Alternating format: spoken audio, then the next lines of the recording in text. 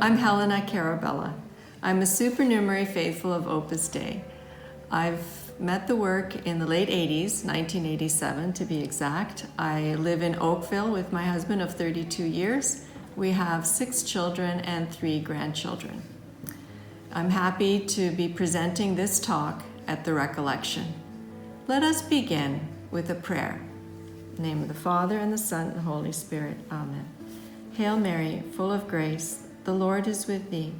Blessed art thou among women, and blessed is the fruit of thy womb, Jesus.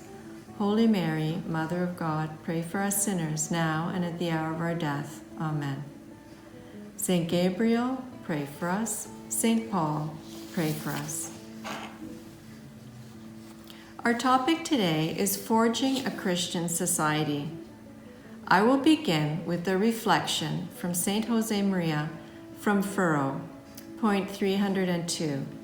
It says, "Your task as a Christian citizen is to help see Christ's love and freedom preside over all aspects of modern life, culture and the economy, work and rest, family life, and social relations." Saint Josemaria used the word modern life, so whoever reads it and whenever they read it, it will be relevant for them and a point of reflection, and helps us today on our topic, because the task of a Christian citizen is to forge a Christian society. In the dictionary, forging has 3 meanings: making or shaping by heating a metal object in fire or the furnace, creating something strong and enduring, moving forward slowly and steadily. All 3 definitions can help us understand this topic better and what is expected of us as Christian citizens. In fact, what is encouraging us to do as Christian citizens. To make or shape society by heating it with the love of Christ and love of freedom, by being part of creating a society that is strong and enduring, and to do this slowly and steadily by our intentional thoughts, words, and actions of Christian behavior. Remember Aesop's fable, the story of the tortoise and the hare? Slow and steady wins the race. Slow and steady gets to the goal. And this is how we do our part in forging a Christian society. We persevere, we have a goal, and we keep at it, beginning fresh every day. And Saint Josemaria would encourage us to go at God's pace by being especially alert to the promptings of the Holy Spirit that we hear daily. Saint John Paul II said, "The future starts today, not tomorrow." Forging a Christian society is a big task, yes, but made up of small tasks. Tasks of love done in our homes, places of work, the love that we put into our relationships. This is all within the realm of all our ordinary lives. The love of Christ, the love for freedom, together with truths of faith, make us the salt and light of the world. We share this light when we do apostolate with our friends, when we help in our communities, when we speak the truths of our faith in conversations, when we become the shining light in the lamppost, not hidden under a bushel. In the Gospel of St. Matthew, Jesus says, "Nor do they light a lamp and then put it under a bushel basket. It is set on a lampstand, where it gives light to all the house. Just so, your light must shine before others, that they may see your good deeds and glorify your heavenly Father." Christ exhorts us to be salt and light in the middle of the world, right where we are. By doing this, we're forging a Christian society. We need to be confident that as Christians, we are all leaders and influencers.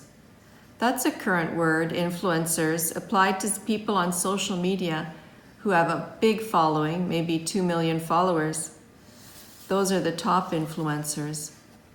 Well, we are all top influencers in our sphere of influence, with those closest to us in our families, relatives, friends, workplace, social milieu.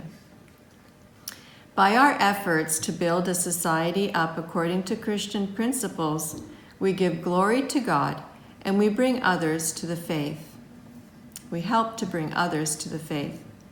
Does this seem to be impossible to you? Well, we don't work alone. God mysteriously needs our cooperation, our love and freedom, and we use all our human means to do our part as if all depended on us, and we pray and trust as if everything depended on God. It is a supernatural undertaking, and God does provide the grace needed for this endeavor. In his book, Salt and Light, Blessed Alvaro de Portillo says this: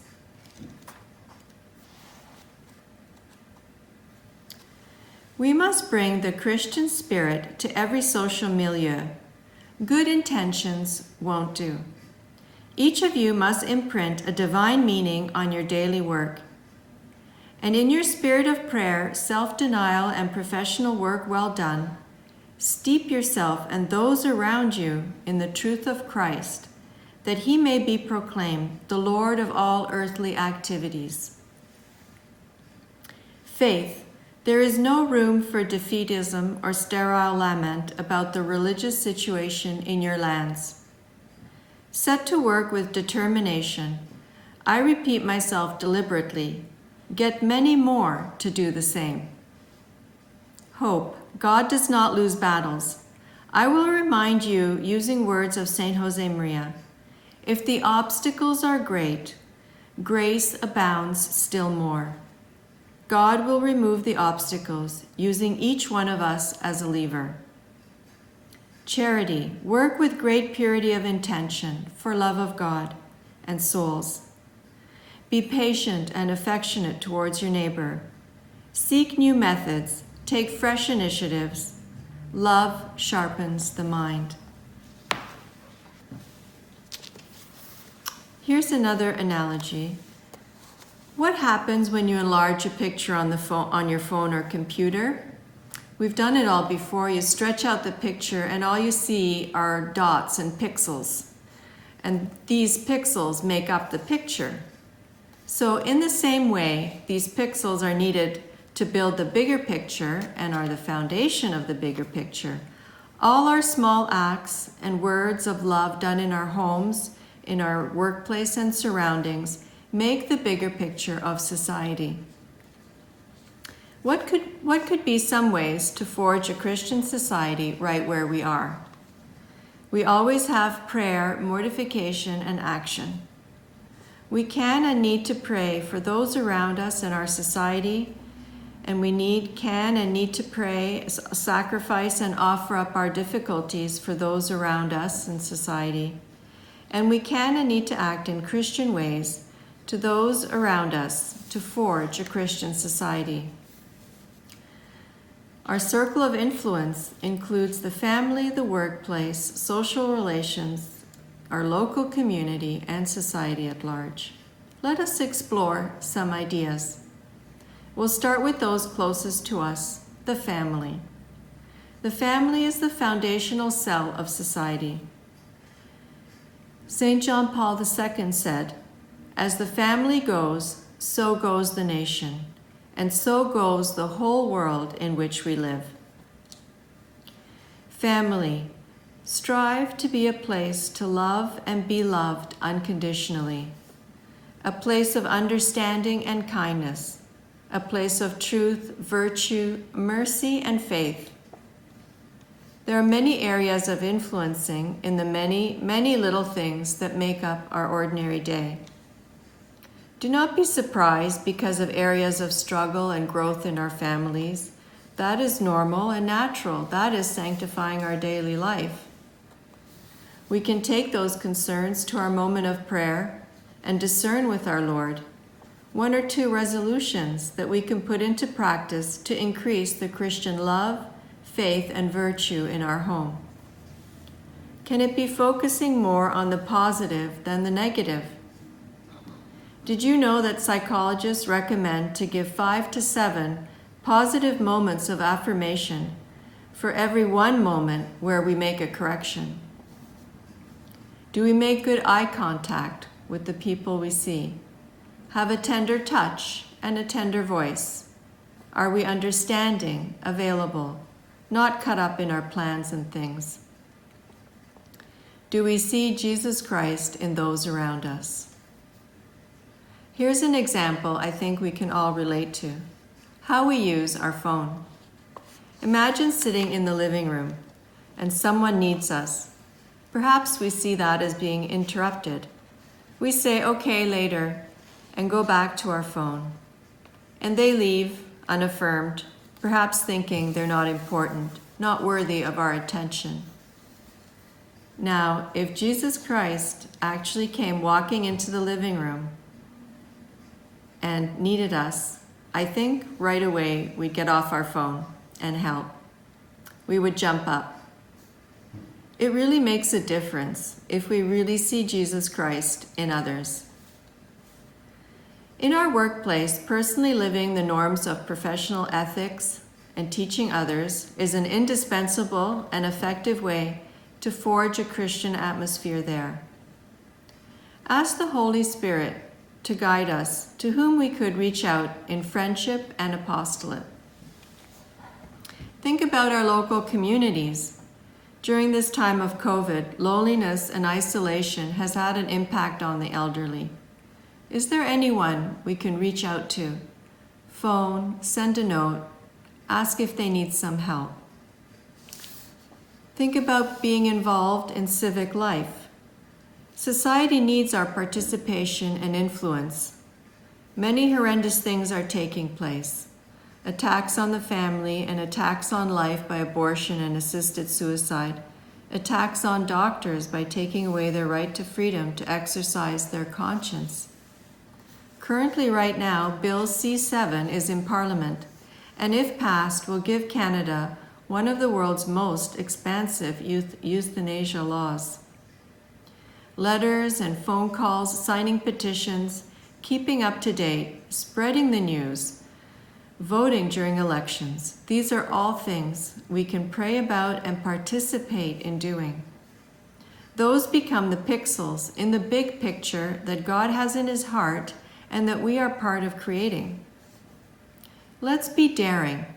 God wants us to influence those who themselves are influencers: journalists, members of parliament, school principals and trustees, teachers, successful business people, hairdressers, people at the gym.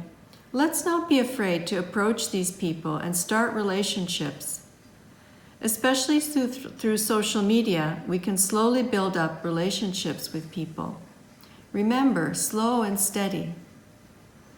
Give money to support initiatives that you believe in. Take advantage of positive things you find and build on those. Pray to the guardian angels of people you are dealing with.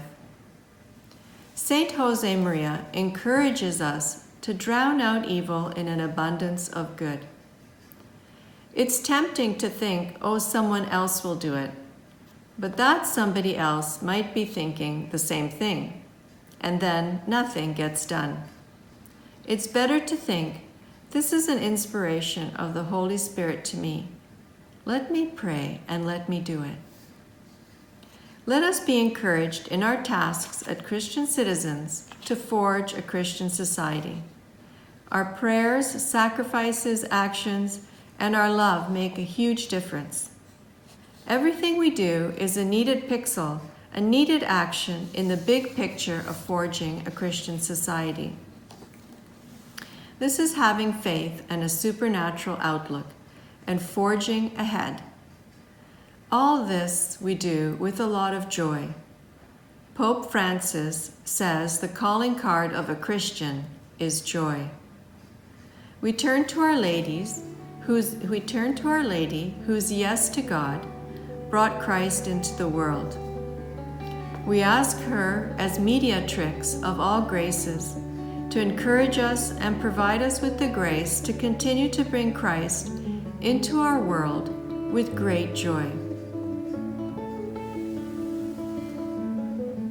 Hail Mary, full of grace, the Lord is with thee. Blessed art thou among women, and blessed is the fruit of thy womb, Jesus.